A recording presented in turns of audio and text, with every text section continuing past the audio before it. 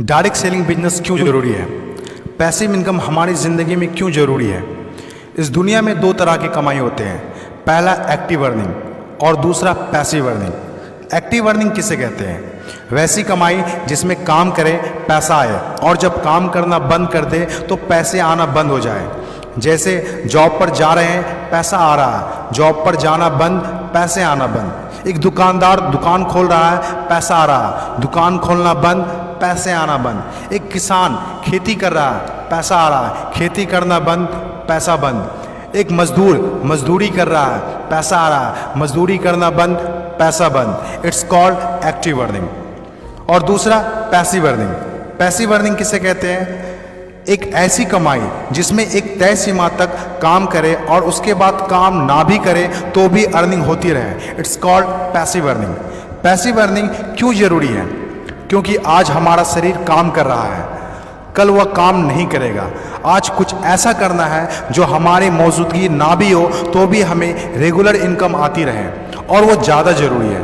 Passive earning जिससे एक middle class और पुअर फैमिली भी आसानी से अपनी अर्निंग बढ़ाकर एक अच्छी ज़िंदगी जी सकता है। आज पैसिव अर्निंग के तरीके का इस्तेमाल वर्ल्ड के सभी अमीर लोग, बिजनेसमैन, पॉलिटिशियन और एक्टर सभी अपने लाइफ में पैसे कमाने में करते हैं। पैसिव अर्निंग का मतलब ऐसा काम जिसमें किसी काम का रेगुलर इनकम आता रहे, जैसे रेंटेड प्रॉपर्टी, कोई मकान, बंगला या रूम को रेंट पर देने से जो पैसा आए। और भी है जैसे fix deposit, real estate, business, YouTube earning, ये सभी पैसिव अर्निंग में आते हैं। आज आपके पास कोई एक ही इनकम ऑफ सोर्स है, चाहे वो जॉब हो या बिजनेस हो या शॉप हो या फिर एग्रीकल्चर, कुछ भी हो, आप उससे अपनी लाइफ की ज़रूरतों को पूरा नहीं कर सकते हैं। अगर आपको एक बेहतर ज़िंदगी चाहिए तो आप सिर्फ एक ही इनकम ऑफ सोर्स पर डिपेंड नहीं रह सकते। आपको सेकेंड, थर्ड, फोर्थ या ज़्यादा इनकम सोर्स बनाने होंगे। जितनी ज़्यादा इनकम ऑफ सोर्स होगी उतनी ज़्यादा अर्निंग होगी और आप अपने फैमिली को एक बेहतर ज़िंदगी दे पाएंगे। पैसिव अर्निंग करने के लिए आप ऑनलाइन और ऑफलाइन दोनों तरीके से कर सकते हैं। इसीलिए पहले आप कंफर्म करें कि आप किस तरह शुरुआत करना चाहते हैं। आपको बेसिक और सिंपल आइडियाज़ चाहिए, ज़्यादा रिस्क भी नहीं हो और इन्वेस्टमेंट भी कम लगे।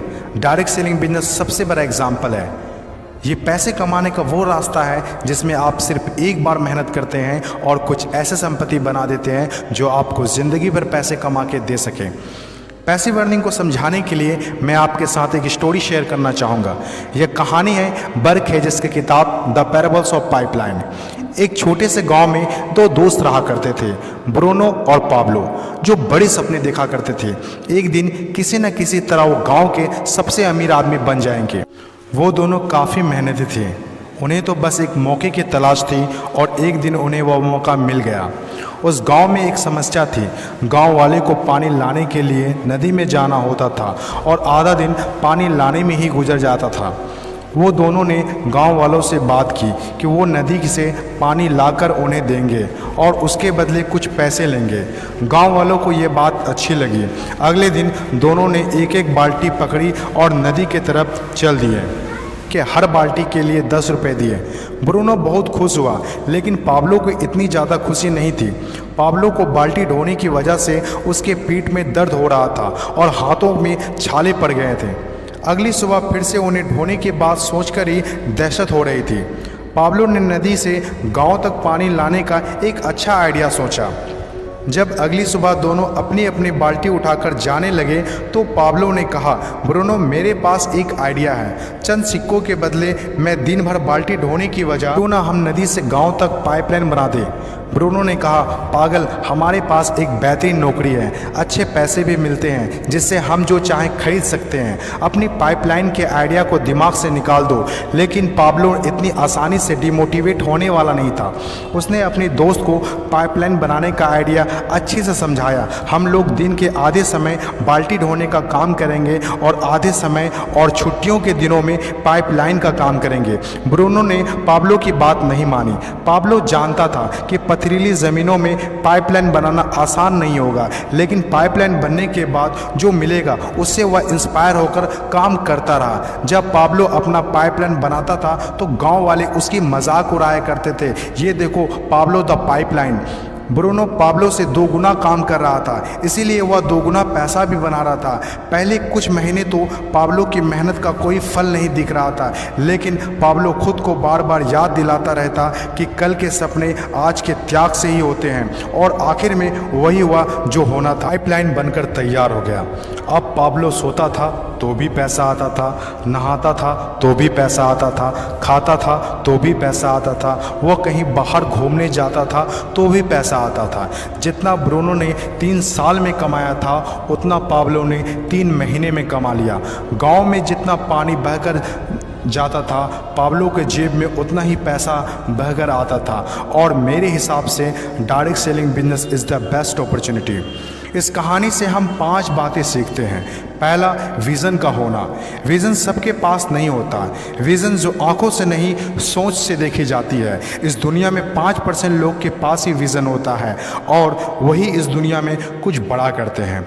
दूसरा, सबसे इम्पोर्टेंट, जब भी आप कुछ हट के करेंगे तो लोग आपका मजाक उड़ाएंगे, ठीक उस पाब्लो की तरह। तीसरा, लगातार काम करना। विज़न पर काम करना आसान नहीं होता है। इसमें ज़बरदस्त फोकस के साथ तब तक काम करना होगा जब तक आप उसे कंप्लीट ना कर ले। चौथा, खुद को इंस्पायर करना। अपने आप को इंस्पायर करने के लिए वो देखना होगा जो पाइपलाइन बनने के बाद आपको मिलेगा। अपने सपनों को विजुलाइज करना होगा ताकि अपने आप को मोटिवेट और इंस्पायर कर सके। पांचवा और सबसे इम्पोर्टेंट बात, प्रॉब्लम सॉल्विंग वर्क। जिस तरह पाब्लो ने गांव की पानी की समस्या को सॉल्व किया, आज हर वो इंसान सक्सेसफुल है जिन्होंने लोगों के प्रॉब्लम को सॉल्व किया है। चाहे वो डॉक्टर हो या इंजीनियर, चाहे वो साइंटिस्ट हो या कोई मोटिवेशनल स्पीकर, आज हर वो इंसान कामयाब हुआ है जिसने भी किसी भी फील्ड में लोगों के प्रॉब्लम को सॉल्व किया है। और डायरेक्ट सेलिंग बिजनेस भी ऐसा ही है।